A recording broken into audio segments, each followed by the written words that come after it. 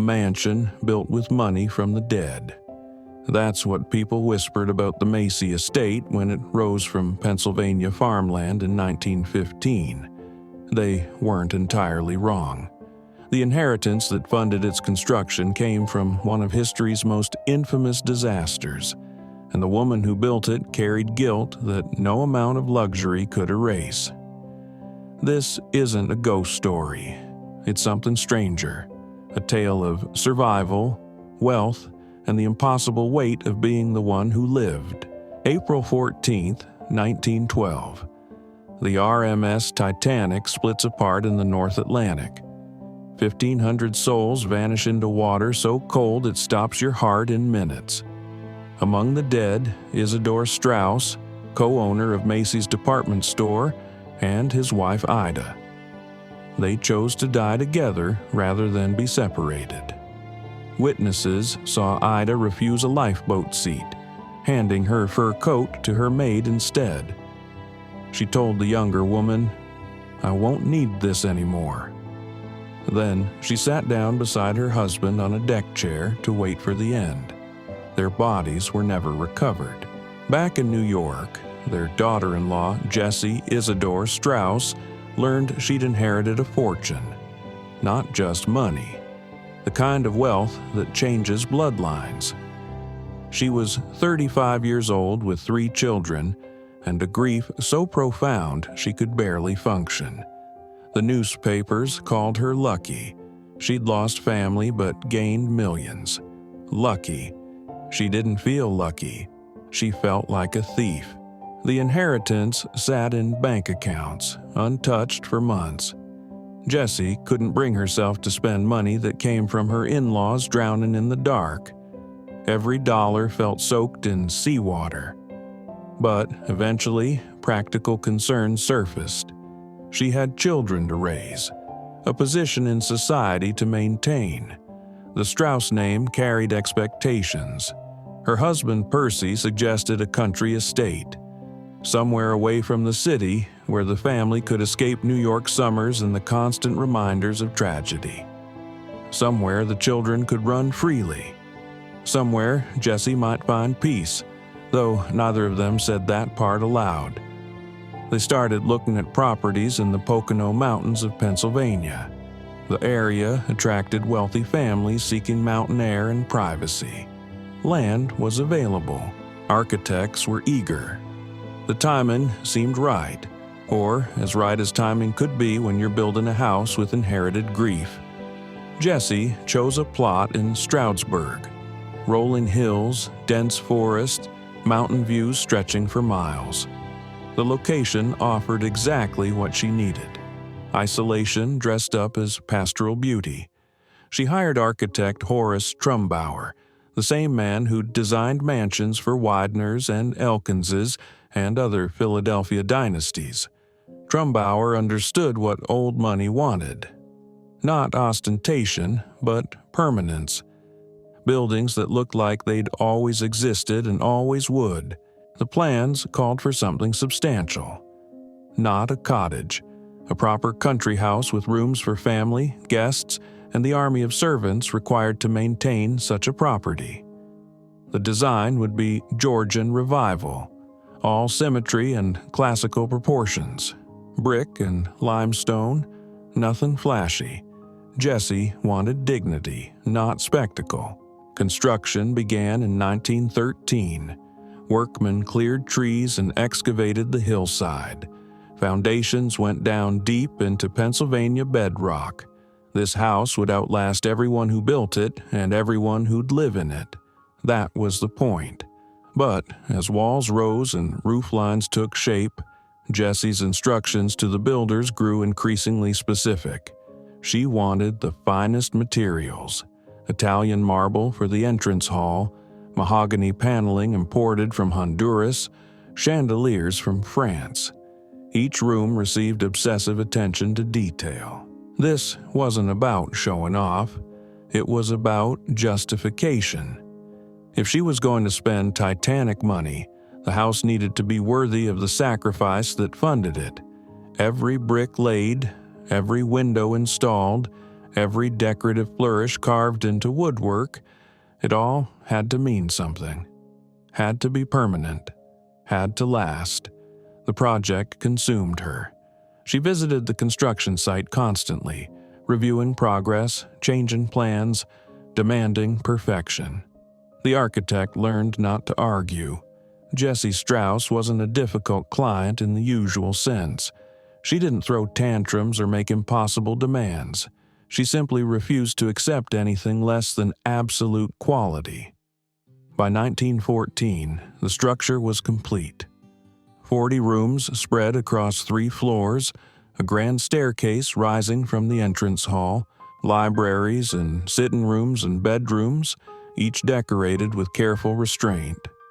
Service wings hidden from the main house where staff could work invisibly. The basement held wine cellars and storage rooms carved directly into the hillside.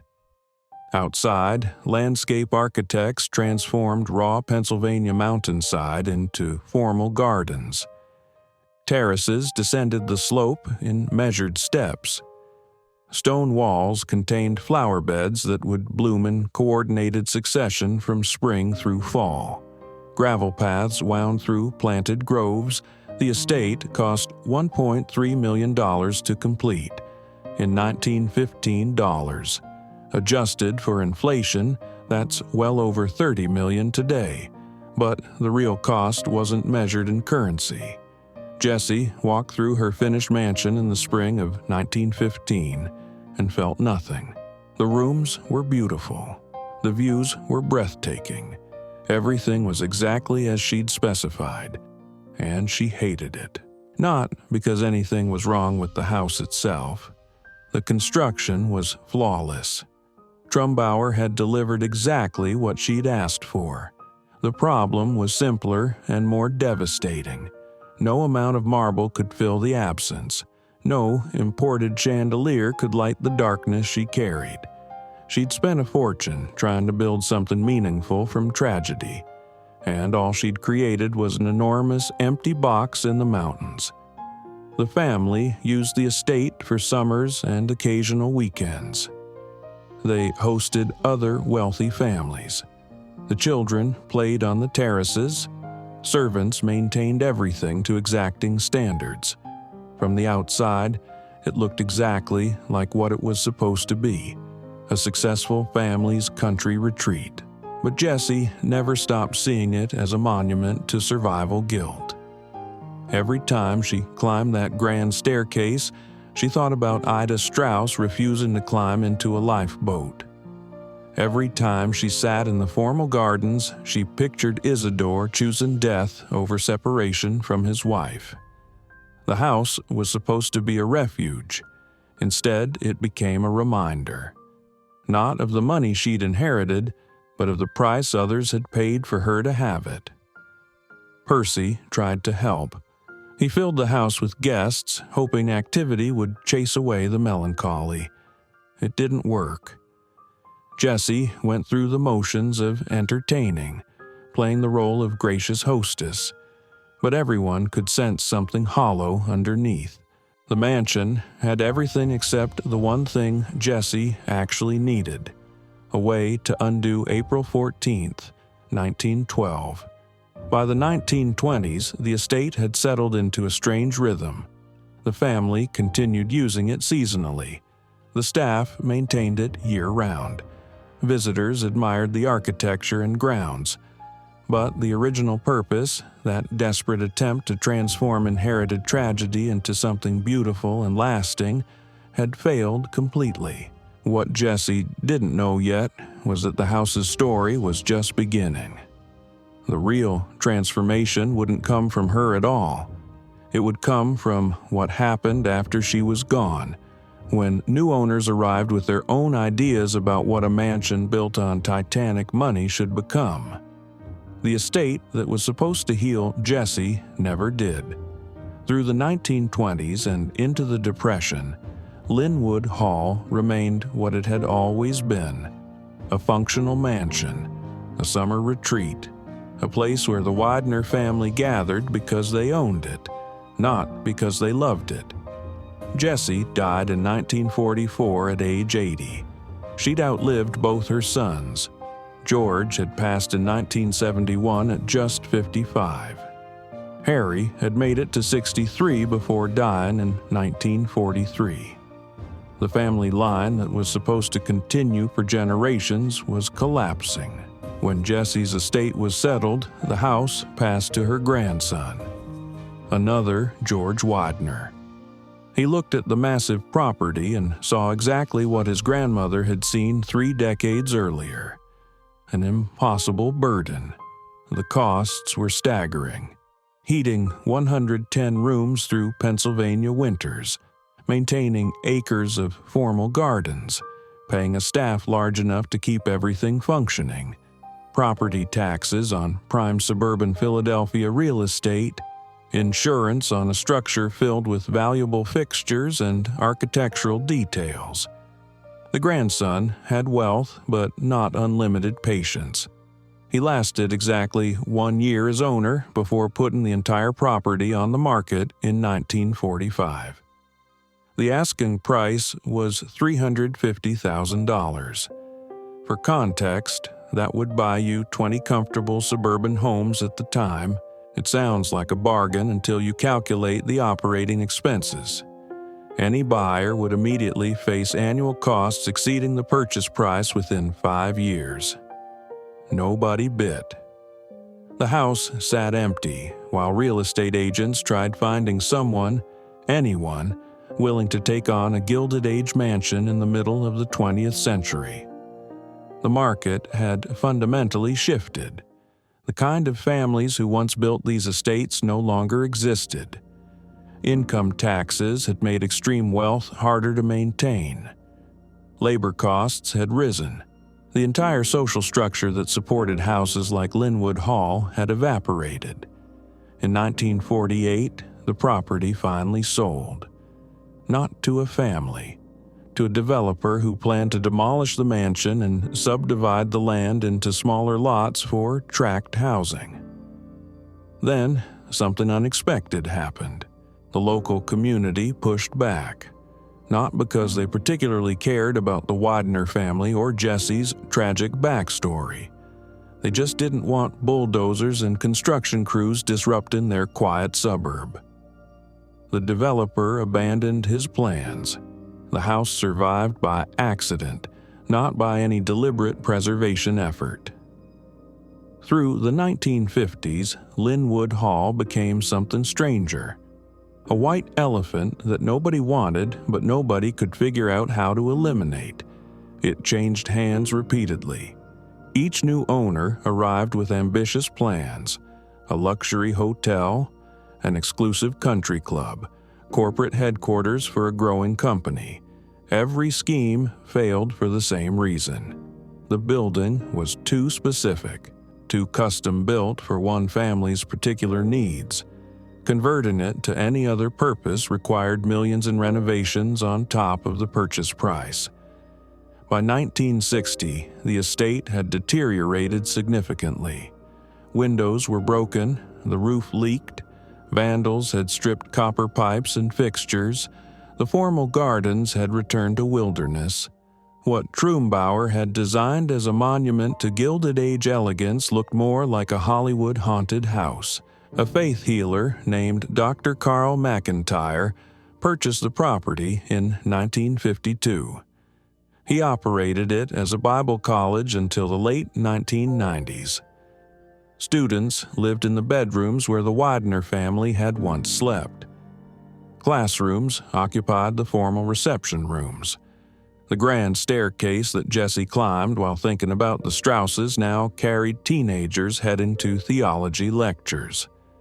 The college kept the building standing, but did nothing to restore it. McIntyre's organization had neither the funds nor the interest in preservation. They needed functional space, not architectural heritage. When the school finally closed, Lynnewood Hall entered its darkest period. Completely abandoned.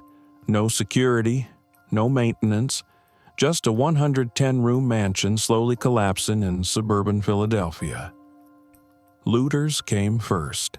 They ripped out anything valuable they could carry. Light fixtures disappeared. Marble mantels were pried from walls. Copper wiring was stripped room by room. The Widener family's monogrammed hardware vanished into scrap yards. Then came the weather. Pennsylvania winters are brutal. Freeze-thaw cycles cracked masonry. Rain poured through damaged roofs, rotting floors and ceilings. Mold bloomed in rooms that once hosted Philadelphia's elite. Preservationists noticed but could do nothing. The property was privately owned. The owner, a man named First Korean Church of New York, had purchased it in 1996 with vague plans for religious use. Those plans never materialized. The church lacked resources to maintain the property. They couldn't sell it because nobody wanted it. So it just sat there, dying. By the early 2000s, Lynnewood Hall had become an urban explorer's dream and a preservationist's nightmare. Photographers snuck onto the grounds, documenting the decay. Their images spread across the internet. Collapsed ceilings, water-damaged ballrooms, the grand staircase covered in debris. Each photograph told the same story. This is what happens when a house built for one specific moment in history outlives its purpose. The irony was unavoidable. Jessie Widener had spent $1.3 million trying to create something permanent from tragedy. She'd hired the best architects, used the finest materials, built something that was supposed to last centuries. 100 years later, the house was literally fallen apart while its owner fought off demolition orders from the township. In 2014, the property went back on the market.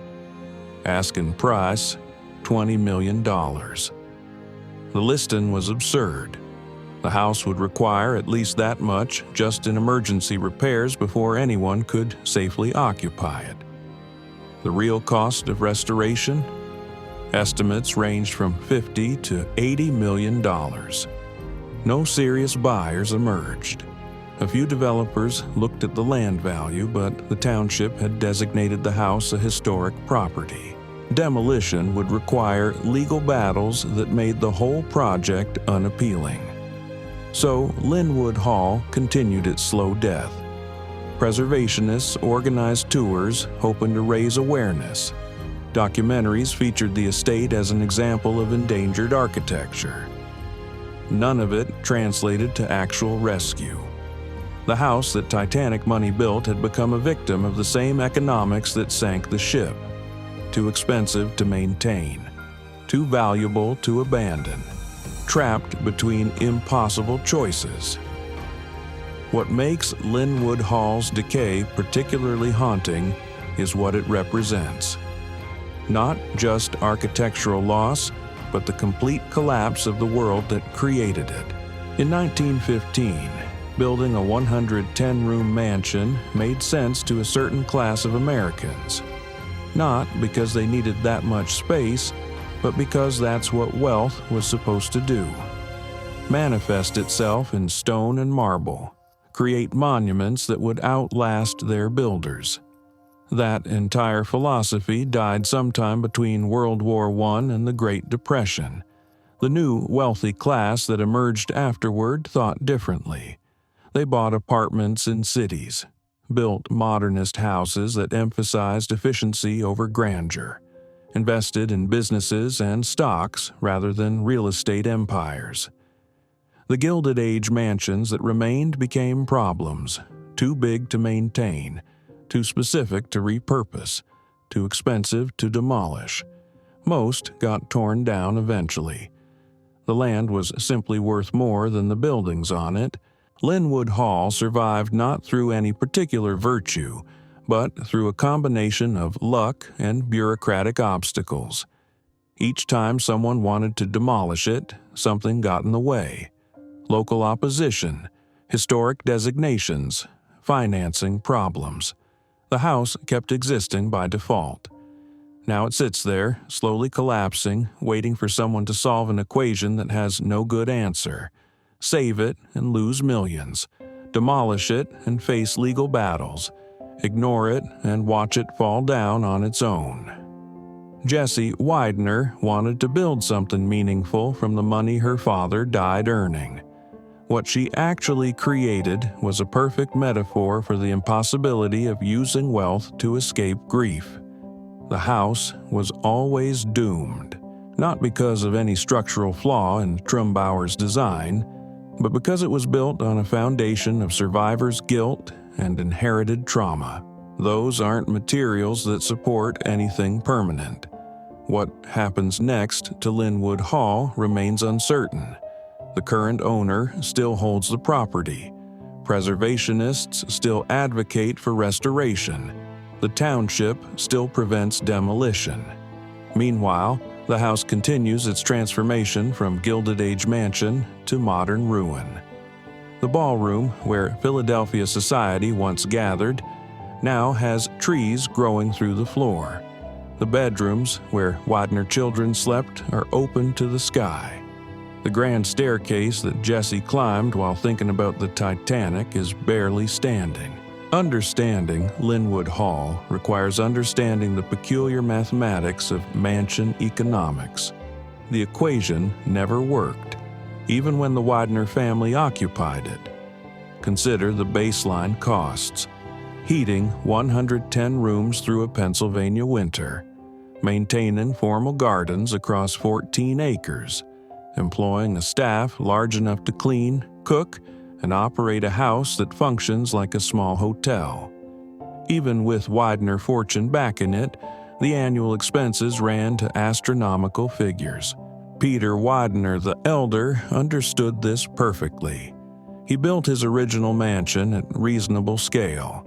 When his son, George, died on the Titanic, Peter could have simply added a wing to the existing house. Instead, Jessie insisted on something bigger, something that would consume enough money to feel like proper memorial spending. The old man recognized the impulse even if he disagreed with the logic. He signed the checks because sometimes grief demands expensive gestures. But here's what nobody calculated in 1915. The operating costs would remain constant while the family occupying the space would shrink dramatically. Peter died in 1915. His wife Hannah followed in 1896, before construction even finished. Jessie became the primary resident of a house built for a family that no longer existed. She lived there with her 2 surviving sons and whatever staff she could convince to work in a house that felt more like monument than home. The sons left as soon as they could. Peter moved to New York. Joseph stayed in Philadelphia but maintained his own residence. By the 1930s, Jessie was essentially alone in 110 rooms. She didn't close off sections to save money, didn't reduce staff to cut costs. Instead, she maintained the entire operation at full capacity, as if George and Eleanor and little Josephine might walk through the door at any moment. This is where the psychology gets interesting. Most people confronting an oversized house would adapt, move into a smaller wing, shut down unused floors. Jessie did the opposite. She kept every room heated and lit. Fresh flowers appeared in spaces nobody entered. The dining table was set daily for meals she ate alone. The house became a kind of theater where she performed the life she was supposed to have. When she died in 1944, her sons inherited a fully operational mansion that nobody wanted. They tried living there briefly, but the place defeated them. Too many memories, too much empty space, too expensive to justify. They moved out and began the long process of liquidation. The Titanic artifacts went to museums, the paintings sold at auction, furniture scattered to dealers and collectors. What remained was the structure itself, which proved far harder to dispose of than its contents. The Widener heirs tried selling Lynnewood Hall as a residence. No buyers. They offered it to institutions as a school or hospital. Nobody wanted the conversion costs. They approached the township about donating it for public use. The township calculated the maintenance expenses and politely declined. Eventually, they found a buyer who planned to convert it into a funeral home. That deal collapsed during inspection when engineers documented the deterioration. Each failed sale drove the price down and the condition further toward ruin. Water penetration accelerated once maintenance stopped. Roofs that went unrepaired for seasons allowed weather inside. Freeze-thaw cycles cracked masonry. Vandals discovered the empty building and stripped whatever remained valuable. Copper pipes, brass fixtures, decorative elements that could be pried loose and sold. The house that cost $4 million in 1900 currency to build sold in 1952 for exactly $54,000. The buyer was a religious group that operated it briefly before abandoning the project. Subsequent owners arrived with restoration plans that evaporated when they confronted the actual numbers. One owner proposed converting it into luxury condominiums. Another wanted to create a conference center. A third imagined it as a museum dedicated to Gilded Age architecture. None of these schemes progressed beyond initial planning stages. What actually happens to a house when it sits empty for decades? The process follows predictable stages. First, mechanical systems fail. Heating, plumbing, electrical, these can be replaced, though expensively. Second, water finds entry points through damaged roofs, around deteriorated windows. Once water gets inside, destruction accelerates exponentially. Plaster softens and falls, wood rots, metal corrodes, mold spreads through walls and floors. Third stage involves structural failure. Floor joists weaken, ceiling supports sag, load-bearing walls develop cracks. At this point, the building crosses into dangerous territory. Sections become unsafe to enter. Insurance becomes impossible to obtain. Any restoration plan must now include extensive structural reinforcement before addressing cosmetic damage. Lynnewood Hall reached Stage 3 sometime in the 1990s. Preservationists who toured the property reported floors too damaged to walk on, ceilings that had collapsed entirely, exterior walls pulling away from interior supports. The grand staircase showed signs of imminent failure. Engineers who inspected the ballroom declared it structurally unsound, yet the house refused to fully collapse. Trumbauer had built to standards that exceeded anything required. The foundation remained solid. The steel framing held despite rust and stress.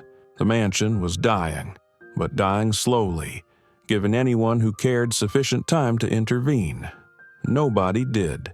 The township faced its own dilemma: allow demolition and lose a historic property, prevent demolition and watch it crumble, force the owner to maintain it and risk legal battles over property rights. They chose the worst option: paralysis, historic designation without funding, protection without enforcement. The house got landmark status, but no mechanism to preserve what that status supposedly protected.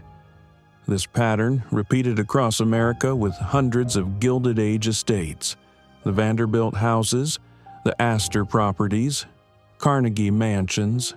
Most got demolished decades ago.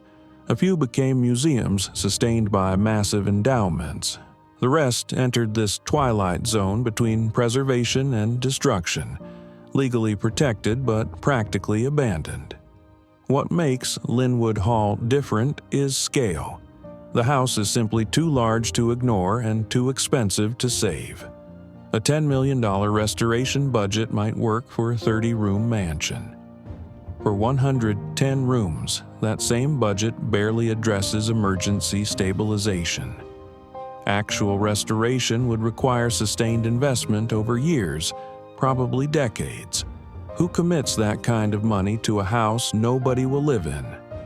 The romantic answer involves conversion to museum or cultural center. Practical reality intrudes immediately. Operating a museum requires endowment, generating sufficient annual income to cover expenses. For a property this size, that endowment would need to exceed $50 million just to break even. Finding donors willing to fund operating costs for a house in suburban Philadelphia, competing with hundreds of other worthy causes, has proven impossible. Meanwhile, nature continues its work. Trees that sprouted in gutters have grown large enough that their roots damage masonry. Vines cover entire sections of exterior wall, their tendrils working into every crack and crevice. Animals nest in empty rooms. Weather penetrates deeper each season. The house is slowly returning to the landscape it was built upon. Photographers document this decay with almost pornographic fascination. The aesthetic of ruin appeals to something in contemporary culture. We find beauty in deterioration, meaning in collapse. The images circulate online, generating discussion about preservation and loss and the futility of trying to make anything permanent. But those photographs also reveal something the preservationists prefer not to acknowledge. The house looks better as ruin than it would restored. The decay adds drama that Trumbauer's original design somehow lacked. Empty rooms with collapsed ceilings photograph more interestingly than those same rooms furnished and maintained. The building has found its proper destiny, not as residence or museum, but as monument to impermanence itself. This realization opens uncomfortable questions about what preservation actually means. Are we saving buildings for their historical value or our own psychological needs? Does every structure from the past deserve protection, or should we let some things die? When restoration costs exceed any reasonable benefit, who are we really serving by insisting the building must survive? Lynnewood Hall forces these questions because it exists at the extreme edge of the spectrum. Too significant to ignore, too damaged to save, too expensive to justify. The house has become a test case for how we think about architectural heritage when economics make preservation impossible. The preservationists lost this argument decades ago, but nobody has officially declared defeat. Instead, they maintain the fiction that Lynnewood Hall can still be rescued while the building continues its slide toward oblivion. This peculiar standoff reveals something fundamental about American attitudes toward wealth and legacy. Peter Widener built Lynnewood Hall to demonstrate that his fortune equaled or exceeded anything the Vanderbilts or Astors could muster. The house was never meant to be practical. It was a monument rendered in stone and marble, a three-dimensional argument that streetcar money deserved the same respect as railroad money or shipping money.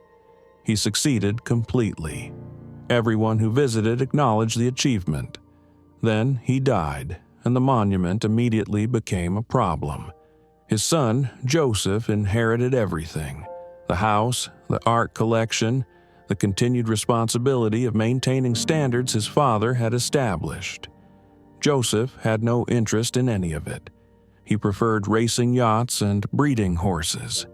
The mansion was his father's dream, not his. But selling it would have been unthinkable.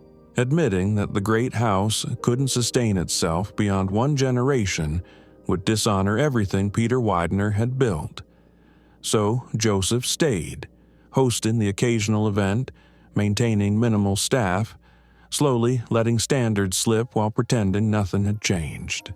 When Joseph died in 1943, his heirs faced reality immediately. The National Gallery in Washington received most of the art collection. Everything valuable got liquidated or donated. The house itself, stripped of the treasures that justified its existence, became simply a very large, empty building in need of constant expensive maintenance. The brief period as a Catholic boys' school postponed the inevitable. When that arrangement collapsed, Lynnewood Hall entered its final phase. The long, slow death it's been dying ever since. Franz Meyerhofer bought the property in 1996 for $687,000. The price reflected the building's condition accurately. He was purchasing a restoration project, not a functional residence. His stated intention involved converting the mansion into a wedding venue and event space. Cheltenham Township rejected those plans. Zoning restrictions prevented commercial use. Neighbors opposed increased traffic. The same historic protections that prevented demolition also blocked any economically viable alternative use.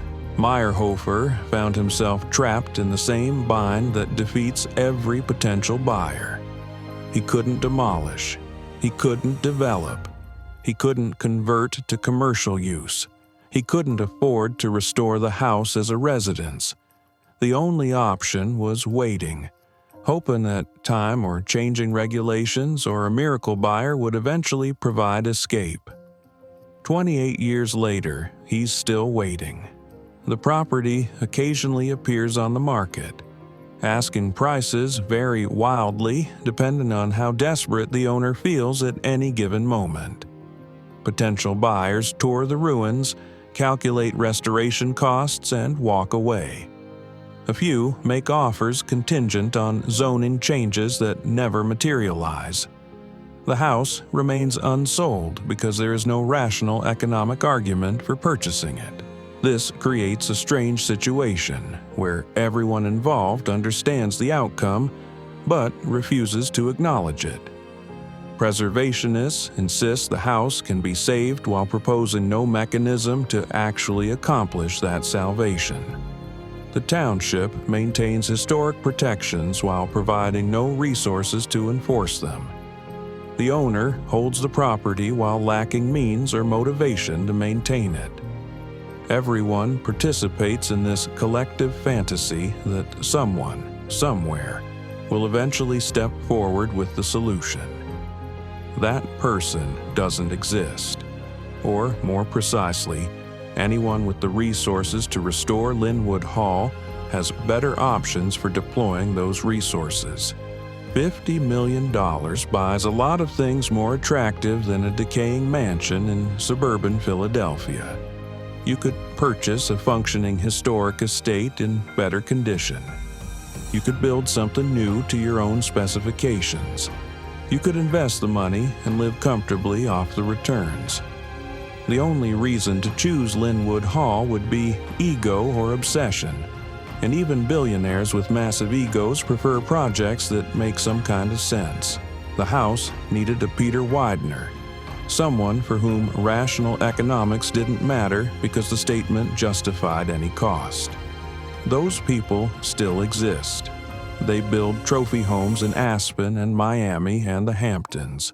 But they build new because new allows customization and modern systems and designs that reflect contemporary taste. Restoring someone else's century-old monument holds no appeal when you can create your own. This leaves Lynnewood Hall in permanent limbo. Too protected to demolish, too expensive to restore, too impractical to repurpose. The situation would almost be funny if it wasn't so wasteful. The building occupies valuable land. It generates no tax revenue. It serves no function. It just sits there rotting while everyone argues about what should be done, knowing that nothing will be done. Metal thieves stripped the copper roofing years ago. The exposed structure beneath deteriorates faster now. Each winter's freeze-thaw cycle opens new cracks. Spring rains penetrate deeper. summer heat and humidity encourage mold. The cycle repeats annually, and each repetition moves the house further from salvageable toward complete ruin. Photographers return regularly to document the decay's progress. Before and after comparison show just how rapidly the deterioration accelerates once it starts. A ceiling intact in 2010 had collapsed by 2015. Walls that showed minor water damage in 2008 had lost entire sections of plaster by 2012. The documentation serves as time-lapse photography of architectural death. Some observers find this process deeply sad. They see Lynnewood Hall as victim of neglect and bureaucratic failure. If only the right buyer appeared. If only the township relaxed restrictions. If only preservationists provided funding instead of just designation. The if-onlys pile up like fallen plaster, each one representing another fantasy about how this story could have ended differently. Others view the decay as fitting conclusion as a narrative that began with excess. Peter Widener spent millions on a house designed primarily to impress people he considered social inferiors. The building's collapse represents a kind of cosmic justice, proof that even the wealthiest man's monuments eventually crumble. There's satisfaction in watching hubris meet its inevitable end. Both perspectives miss what's actually interesting about Lynnewood Hall's situation. The house survives not despite our preservation efforts, but because of them. Historic designation prevents demolition, which means the building must deteriorate in place rather than being cleared efficiently. We've created a system that mandates slow death over quick burial. The result is this prolonged architectural hospice where everyone watches and documents, but nobody intervenes. This pattern reflects something broader about how contemporary America handles its Gilded Age inheritance. We romanticize the era while rejecting the values that created it. We want to preserve the beautiful objects without acknowledging the exploitation and inequality that funded their creation. We designate buildings as landmarks while refusing to provide resources for their maintenance. We create legal frameworks that prevent both destruction and adaptation, then act surprised when properties enter permanent decline. Lynnewood Hall exposes these contradictions with unusual clarity because the stakes are so high. This isn't a modest mansion that could be maintained by a wealthy individual or small organization. This is a palace that requires institutional resources to survive. When those resources never materialize, the preservation becomes purely theoretical, legal protection without practical support. The house is teaching us an uncomfortable lesson about limits. Not everything can be saved. Not everything should be saved. Some things are simply too expensive, too impractical, too burdensome to justify their continued existence regardless of historical significance. Admitting this feels like failure, but the alternative is what we're doing now. Pretending we're preserving something while actually just watching it die slowly. The question isn't whether Lynnewood Hall will survive. It won't, not in any meaningful sense. The question is, how long we'll maintain the fiction that rescue remains possible? How many more years of decay before someone acknowledges reality? How much deterioration before even the most optimistic preservationist admits defeat? The house itself has already answered. We're just waiting for the humans involved to catch up. The parallels between Lynnewood Hall and Mar-a-Lago reveal something fundamental about American wealth and its monuments. Both properties originated from the same impulse, individuals with vast fortunes creating physical manifestations of their success. Both required enormous resources to construct and even greater resources to maintain. Both outlived their original purposes within decades of completion. Yet their trajectories diverged completely based on a single variable: adaptability. Mar-a-Lago survived because Trump recognized what Post had been forced to accept. A house this size cannot function as a private residence in the modern economy. The carrying costs simply exceed what any individual, regardless of wealth, can justify spending on a single property. Converting it to a club transformed those costs from pure expense into revenue generator. Members pay for the privilege of accessing spaces that would otherwise sit empty. Events fill rooms that families could never occupy. The business model aligned economic reality with preservation necessity. Lynnewood Hall's owner chose differently. By refusing conversion and resisting sale to anyone who might alter the property, he ensured its decay. The preservation became ideological rather than practical. Better to let it crumble than compromise the original vision. That stance might feel principled, but principles don't repair roofs or stabilize foundations. Eventually, the choice becomes binary: adapt or die. There is no third option where purity and survival coexist without massive, ongoing investment. This isn't a moral judgment. Both approaches reflect legitimate values. Trump prioritized use over authenticity. The current owner prioritizes authenticity over use. Neither is inherently superior, but only one produces a standing structure that future generations can experience. Only one keeps the building in the world rather than consigning it to photographs and memory. The comparison extends beyond these two properties. America contains dozens of Gilded Age mansions facing identical dilemmas. The Breakers in Newport survives as museum property of the Preservation Society. Biltmore in North Carolina operates as tourist attraction and winery. Hearst Castle in California became state park. Each found a model that generated sufficient revenue to justify continued existence. Each sacrificed some original character in exchange for survival. Meanwhile, others vanished. The William Vanderbilt House on Fifth Avenue, demolished in 1927. The A.T. Stewart Mansion, torn down in 1901. The Cornelius Vanderbilt II Chateau, raised in 1927 despite being barely 30 years old. These weren't minor properties. They ranked among the grandest private residences ever constructed in America.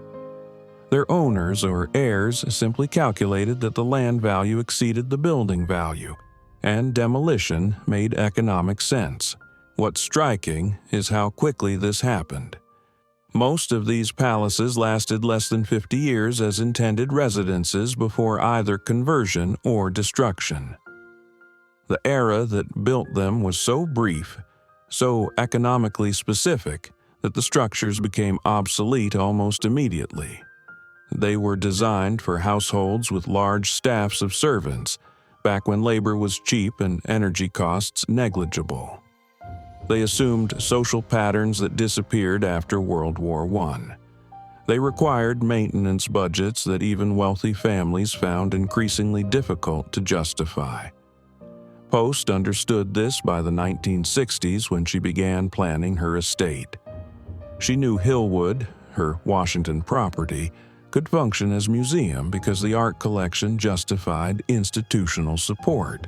She knew Mar-a-Lago needed different solution, because without comparable collection, the house itself had to generate value. Her initial instinct, offering it to the federal government, reflected realistic assessment that no private owner could maintain it long-term. Trump's solution worked because he entered at the perfect moment. By 1985, the property had deteriorated enough that the asking price had dropped dramatically. The Post Foundation needed to divest. The timing allowed him to acquire it cheaply enough that renovation costs, while substantial, still left him with manageable total investment. Then, the club model converted that investment into profitable, ongoing operation. That same opportunity doesn't exist for Lynnewood Hall. The building's condition has passed the point where renovation makes financial sense. The costs now exceed what any business model could recover. A buyer willing to spend $50 million on restoration would need to generate sufficient return to justify that expenditure, and no plausible use of the property produces those numbers. Hotels, event venues, luxury condominiums, none of the standard conversion strategies work at this scale in this location with this level of required investment, which means Lynnewood Hall has entered a terminal state. The decay will continue until either the structure becomes genuinely dangerous, at which point emergency demolition will be authorized despite historic designation, or it will simply collapse gradually, section by section, until nothing remains worth saving. The timeline might be 10 years or 30, but the end point is certain. Some preservationists still argue for rescue. They point to successful restorations of comparably deteriorated buildings. They propose creative financing through historic tax credits and foundation grants. They imagine buyers with more vision than current owner, institutions willing to take on the challenge. These arguments assume conditions that don't exist. The building is too far gone. The location lacks sufficient tourism infrastructure. The required investment dwarfs available preservation funding. Hope, at this point, is just refusal to accept obvious reality. The real question is whether we learn anything from watching this happen. Lynnewood Hall is teaching an expensive lesson about the limits of historic preservation. Designating a building as landmark doesn't save it. Legal protection without financial support just slows the death. If we care about preserving these structures, we need mechanisms that connect designation to resources, not just restrictions. Other countries handle this differently. In Britain, historic properties receive substantial government support. In France, chateaux can access renovation funds through cultural ministries. These systems aren't perfect, but they recognize that preservation requires ongoing investment, not just regulatory barriers to demolition. American preservation relies primarily on private resources and tax incentives. That works for properties that can generate revenue through adaptive reuse. It fails completely for buildings like Lynnewood Hall that are too large, too expensive, too impractical to convert into anything economically viable. We've created a system that saves the savable while slowly sacrificing everything else. Mar-a-Lago escaped that fate through combination of timing, ownership, and location. It's in Palm Beach, where wealthy members live nearby and visit regularly. It's on land so valuable that the real estate alone justifies maintenance investment. It had owner willing to compromise original residential character for commercial viability. Remove any of those factors and it likely would have followed Lynnewood Hall's trajectory. The lesson isn't that every mansion should become a club. The lesson is that survival requires alignment between a building's needs and available resources. When that alignment exists, adaptation preserves more of the original than abandonment ever could. When it doesn't exist, no amount of historic designation prevents eventual loss. Lynnewood Hall will disappear. Mar-a-Lago will endure. Not because one is more historically significant or architecturally important, but because one found a sustainable future and the other didn't. That's not a story about virtue or value. It's just economics and adaptation playing out over decades with predictable results. The buildings themselves never had opinions about their fates, They're just materials responding to maintenance or its absence. We're the ones assigning meaning to their survival or decay, projecting our values onto structures that simply exist or don't exist, based on whether anyone pays the bills. Looking at these two estates today, you see the same pattern playing out across dozens of similar properties nationwide. The mansions built by America's industrial titans weren't designed to last forever, despite appearing indestructible. They were designed for a specific moment, a specific type of household, a specific economic reality. That moment ended around 1930 and never returned. What replaced it was something messier, more pragmatic. Buildings that survived did so by changing, by finding new purposes that justified their continued existence. The ones that insisted on purity, on maintaining original intent at all costs, mostly vanished. Some quickly, torn down within decades. Others slowly, like Lynnewood Hall, dying by inches while everyone watches. There's a temptation to romanticize this, to imagine that with enough money or will or public support, everything could be saved. That's fantasy. The actual choice is between managed change and unmanaged collapse, between buildings that evolve to meet current needs and buildings that become ruins. Mar-a-Lago chose evolution. Whatever you think of its current use, the building stands. The rooms post-designed still exist. Future generations can walk through them, experience an architecture that would otherwise be lost. That's not a small thing. Most of Post's contemporaries built estates that are simply gone now, known only through photographs and property records. Lynnewood Hall chose purity. The owner refused to compromise, refused to allow conversion, refused to adapt. That stance preserved nothing. The building is collapsing. In 20 years, maybe less, it won't exist in any meaningful form. The purity was theoretical, a principle that protected an idea while abandoning the actual physical structure. This isn't about vilifying one approach or celebrating the other. Both reflect genuine values, but only one produces outcomes that extend beyond the builder's lifetime. Only one acknowledges that buildings, like everything else, must change or die. The Gilded Age created hundreds of these monuments. We saved some by turning them into museums when they contained collections worth preserving. We saved others by converting them to hotels, schools, corporate headquarters. The rest disappeared because we couldn't figure out how to make them work in a world that no longer builds or maintains this way. What remains teaches us something uncomfortable. Historic preservation isn't about freezing time, it's about finding ways for old buildings to serve new purposes. When we can't do that, when economics or regulation or ideology prevents adaptation, we lose the buildings regardless of how much we claim to value them. The plaques and designations and legal protections mean nothing without sustainable use.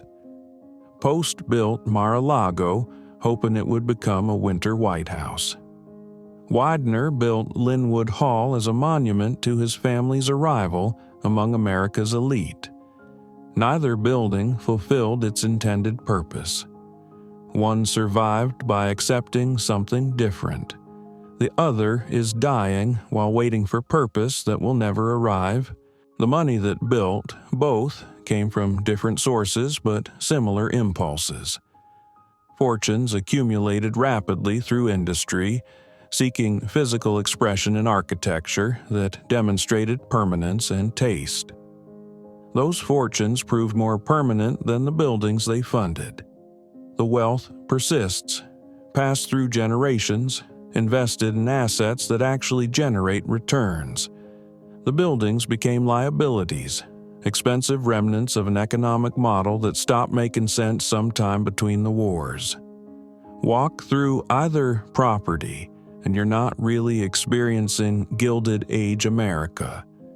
You're experiencing our relationship with Gilded Age America, our attempts to preserve or adapt or simply cope with inheritance we didn't ask for and don't quite know what to do with. Every restored room, every converted space, every collapsed ceiling tells that story. The buildings are mirrors reflecting our own values and limitations back at us. Mar-a-Lago reflects American pragmatism, the willingness to change things to make them work. Lynnewood Hall reflects American idealism, the belief that some things should remain untouched regardless of cost. Both are legitimate responses to the same problem. Neither is complete answer.